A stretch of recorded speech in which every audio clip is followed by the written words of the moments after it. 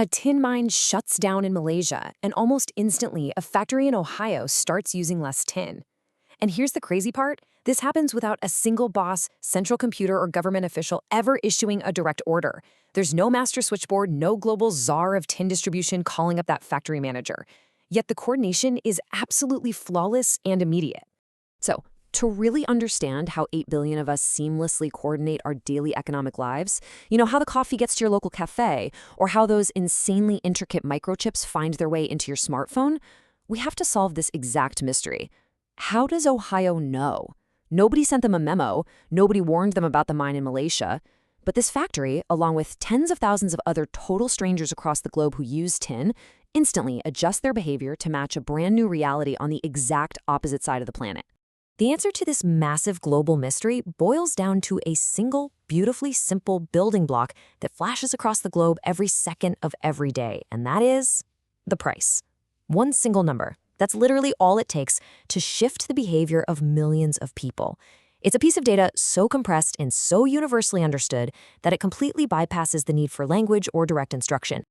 If we look back at a famous 1945 text from economist Friedrich Hayek, what really stands out is his deliberate use of the word marvel. And he really wasn't exaggerating.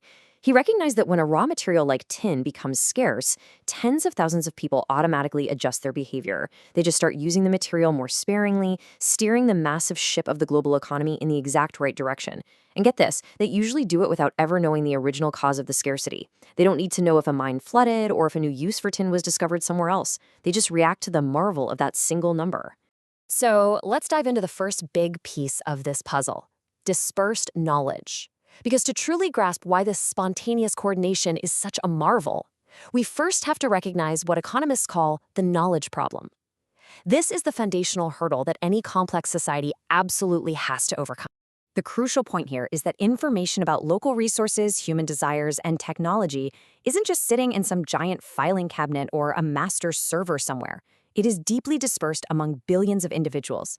It's constantly shifting in real time as our tastes change and weather patterns shift. And importantly, much of this knowledge is tacit, meaning it's privileged, hyperlocal knowledge. Think of a farmer who instinctively knows the exact soil conditions of one specific acre of his land, or a store owner who knows exactly what her specific neighborhood wants to buy on a rainy Tuesday. It's vital knowledge they act on every day, but they might not even be able to consciously articulate it to a central planner. This brilliantly illustrates a fundamental tension we face as a species. Our human brains evolved to intuitively understand the microcosm of a small tribe or family, right? Around a campfire, we can easily see the direct trade-offs of our actions. If someone eats the last apple, everyone sees it, and everyone knows the apple is gone. But modern global markets operate as a vastly complex macrocosm. When we buy something at the grocery store or click order online, we are completely blind to the millions of interconnected, moving parts, raw materials, and human labor that made that single purchase possible.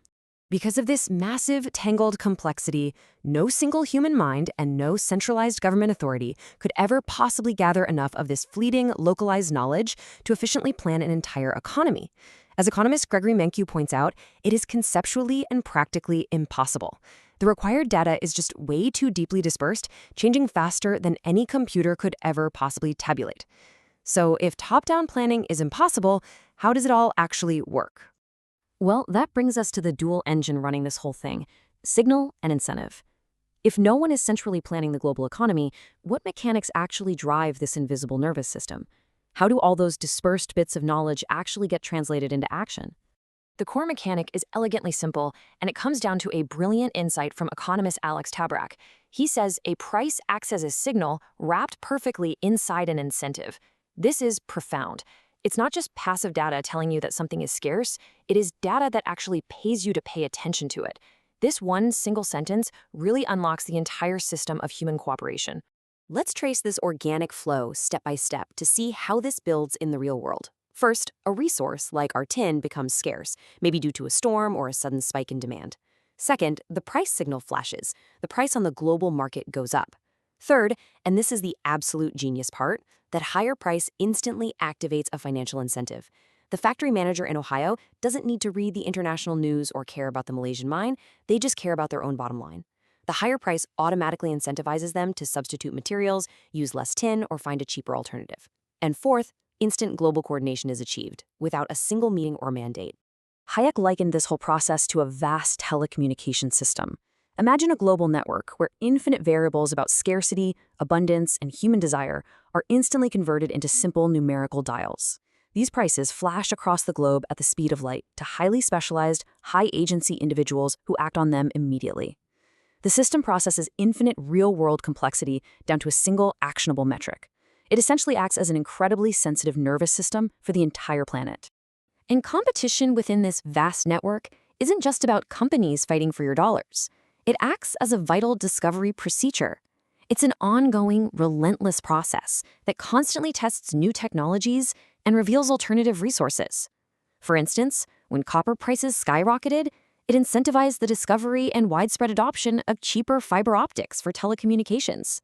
The market constantly uncovers innovative ways to satisfy virtually infinite human desires using strictly limited resources. But what happens when the signal jams? What happens to this highly sensitive organic network when external forces step in and artificially manipulate those vital data streams? Well, governments sometimes implement price controls, things like rent caps for apartments or energy ceilings to keep heating bills artificially low. Now, while the intention might be to help consumers, if we look strictly at the mechanics of the market, these controls effectively disconnect the price from the actual reality of scarcity. It is exactly like freezing a thermometer in a burning room. The dial might say a comfortable 70 degrees, but the house is still very much on fire. The danger isn't gone just because the dial is stuck. According to analysis from the St. Louis Fed, jamming the price signal creates immediate mechanical failures. You get what economists call allocative inefficiency, which is really just a fancy way of saying goods don't reach the people who need them most. Because sellers aren't legally allowed to raise prices to match high demand, they have to resort to non-price rationing. In the real world, this translates to massive lines, wasted time, empty shelves, and the rise of dangerous black markets. Plus, it requires a heavy, expensive bureaucracy to actually try and enforce these artificial limits. A classic, real-world example of this breakdown is the 1970s oil crisis in the United States. Geopolitical conflicts dramatically reduced the global oil supply. But instead of letting the price rise to accurately signal that new scarcity to drivers, price ceilings were applied to gasoline. The signal was completely distorted. The result? Severe shortages. People spent hours waiting in miles-long gas lines, fighting at the pumps, wasting valuable time and fuel just idling in their cars, all because the capped price couldn't reflect the new global reality. And that is exactly the key takeaway here. Capping a price by government edict doesn't actually eliminate the underlying scarcity. There is still the exact same limited amount of gasoline, housing, or food available in the physical world. Price controls just mask that scarcity. They turn a smooth, efficient flow of energy and information into destructive, chaotic static, making it nearly impossible for people to coordinate effectively. Which brings us to the concept of spontaneous order. When we step back from these distortions and view the unfiltered price system in its entirety, it really stands as the ultimate coordination machine. Just like human language or the evolution of common law, the price system wasn't invented by a single brilliant mind, a king, or some grand planning committee. Nobody sat down and designed the free market. It evolved organically from the ground up.